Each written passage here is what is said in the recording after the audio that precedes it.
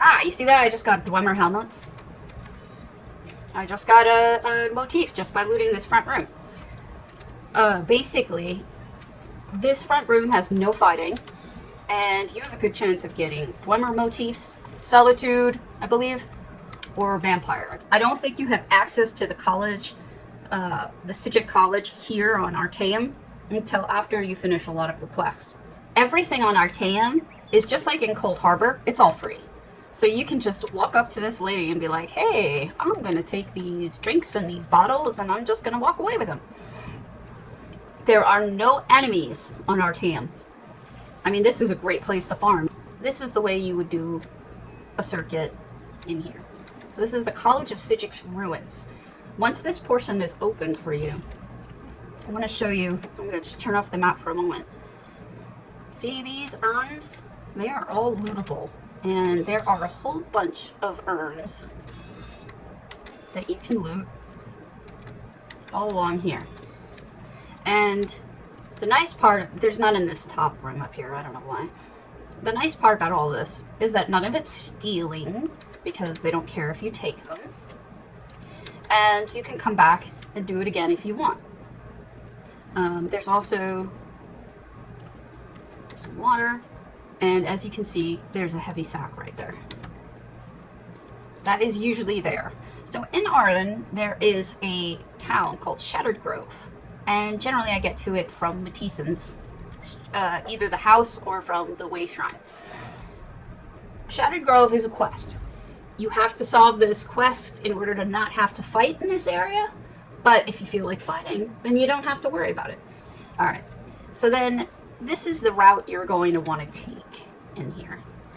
First, you're going to want to go into Panandi's house.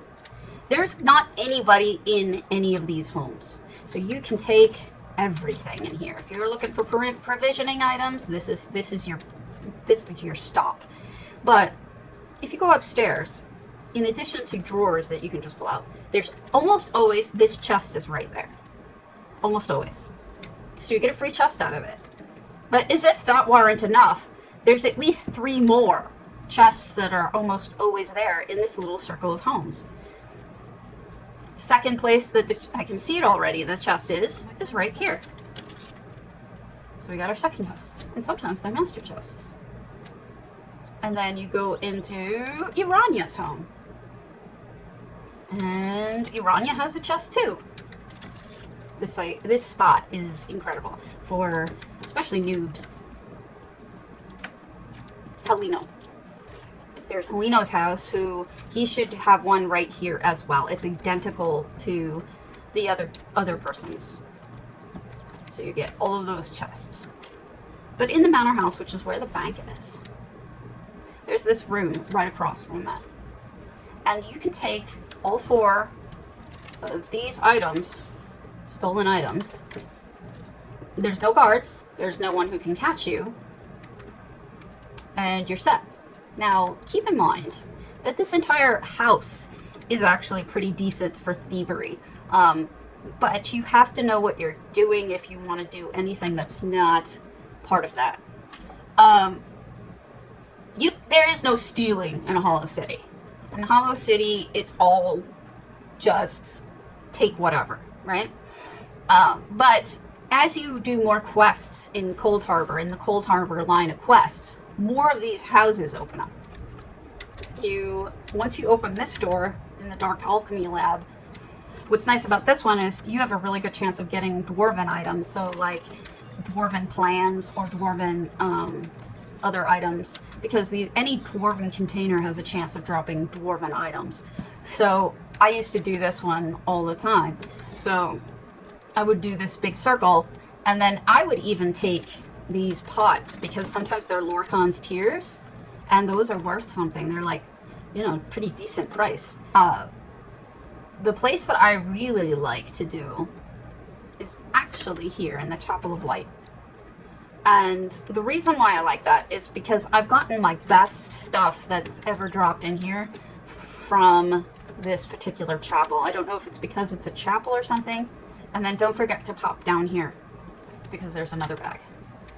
No good stuff, but that is how you do it. Also, if you jump down here, You've got this lady. I like to check backpacks. I feel like backpacks are usually worthwhile checking. And she has 2 that are usually lootable. Right now she only has 1. And as you do your loop through, like I said, pay attention to the fact that there's quite a few potions that you can just grab. And all of those can end up being Lorkhan's Tears. You can get decorative waxes out of them. They're worth grabbing, if nothing else, for the waxes. There's also, I would always steal in this bank. This bank is great for stealing. I'm sure you've been to it. There's a downstairs and an upstairs. There's also the inn is worthwhile hitting up. Bank of Kavach. Dude can't see you, so if this one had anything in it, I would loot it. And then you go upstairs. And this is true of both banks. They have stolen items, no fighting. You can take those coins too if you wanted. I need dolls for the crows. And you take what you want, and maybe you'll get something good, who knows. And then go into the anvil house thinger. Go upstairs. And I want to show you something specific about this one. That's why we came here. So you take what you want. I don't need any of these. If you need legerdemain, steal everything, sell it off, get your legerdemain up. I'm maxed out on legerdemain, so I'm not concerned about that. For me, it's just, things I need. Now, see this lady? You may think you have to sneak. You do not. She doesn't look up. She doesn't see you, no matter what you do. So you can steal from her at any point, and she won't see it. So don't worry about her. You gotta worry about the people downstairs, but you don't need to worry about her. So this is the Tanmar Temple, which is actually quite beautiful. And you'll start by noticing here it's got urns. Look, not even stealing. You're just taking stuff. And you may say, oh, but it's crap. But not everything that falls is crap. There's one in each of these 4 little ziggurat things. Ah, elsewhere curtains tied back blue. Not worth all that much anymore, but not bad. Now, you have to weigh the amount of work that these things take versus the reward. What I just got there was worth about 2,000 gold, 2,500 gold. If that's a lot for you, or if you don't have all the elsewhere plans, that might be worthwhile. And there's usually not a chest here, but every so often there is. And that's always pleasing. And then there's a couple of places inside, but not many. Once you've solved the quest line, there are less. But there's a jewelry box. There's these trunks. There are also behind, you get these little cupboards. So you walk into Desert Wind Caverns. It is really weird how they did this, because when you first walk in, you load into a black screen. And you have to walk forward in order to make sure that you get past it, see? But once you walk past it, you've got all of these. So you can just run around, steal all the things.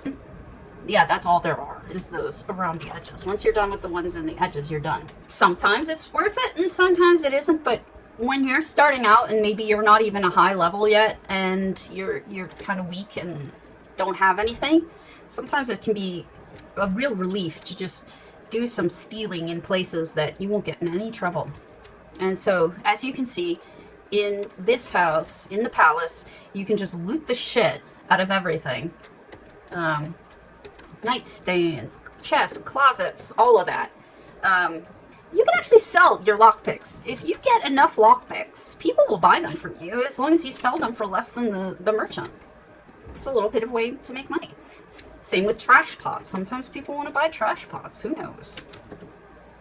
So we go into the central palace. And we've got this front room. Nobody's here. We can take what we want. If we wanted anything. Oh, toy. And then, you see this chick? She's cleaning up now. If she gets over to that side of the room, you can always try to get that box. You can... Well, there was nothing in that. It's all about how you angle yourself and where you angle yourself if you want to try these, but you don't have to. Like I said, General Renmis's office, once you finish the quest line, there's nobody in here. So you can take what you want. They're stolen, But there's nobody in here, so what difference does it make? So Redmus is a good place to hit up once you've unlocked this part of the quest. You can always steal from in here because she's not looking up. So this is, if you go to Reaper's March, start in Willow Grove, and then you can go into, this is Hadron's Caravan. That's where you want to go, Hadron's Caravan. Usually there's a chest here, but all of this is stealable, and there's not a single person who sees you. So you can go through all of this stuff and take what you want. I've gotten purples from here. I've gotten blues from here. These guys don't give a crap about what you take, whether it's stealing or not. So, first of all, keep your eye out for troves, because there's a lot of them in here. But if you go in here, everything here is stolen. They don't care. You can steal right in front of them, and they don't give a crap. So just go through it, take what you want, move along. I'll show you an example of that. For example, in addition to taking his backpack, this one's stealable. I could just take that in front of him, and he just doesn't even look up. There's another bag there. There's usually a chest back here, and there it is. This is like looting central for me. There's usually a trove right about here. So, like I said, I think someone else is here. Then you get all of these heavy sacks. I mean, this is all in such a close proximity, it's ridiculous. Also, a trove pops there. And then if you want it, there is a chest that pops on the other side, but you have to fight 2 crocodiles to get to it. So it's not worth it. Unless you're doing the quest, these guys won't bother you. The Hadron's Hunters. So you can start in any of these and just take what you want, and none of this is stealing. And these are empty. There's nobody in here. You can just take what you want. Isn't that incredible? Just so many spaces where you can just loot the shit out of everything. And it seems like it's not a lot of money, but when I get done with this, I'm going to have so many Lorcanon's Tears. I'm going to have so much, I'm going to have some patterns. I'm going to have some motifs. It adds up. You know, it's pretty decent. Seems like little bits at first, but over time, it adds up. Hadron's office also you can do. There is no one in here, and you can loot to your heart's content.